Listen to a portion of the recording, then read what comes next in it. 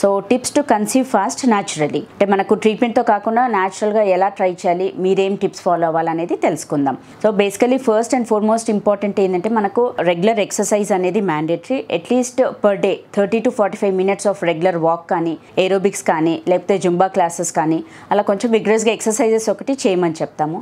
Second most important ఏంటంటే ideal body weight maintain చేయడం.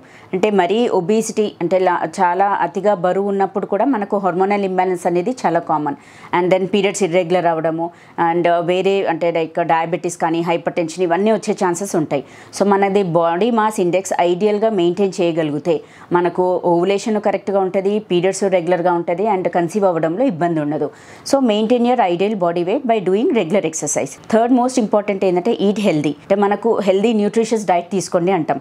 Pregnancy పరంగా ప్లాన్ చేసినప్పుడు ఏంటంటే మల్టీవిటమిన్స్, మినరల్స్, యాంటీ ఆక్సిడెంట్స్ అవన్నీ రిచ్ ఫ్రూట్స్ ఉంటాయి. అంటే like colourful fruits, colourful vegetables ఉంటాయి. లైక్ క్యాప్సికంలో కూడా orange colour, red colour capsicums, అలా కలర్డ్ ఫ్రూట్స్ అండ్ వెజిటేబుల్స్ బాగా తీసుకోండి అంటాం.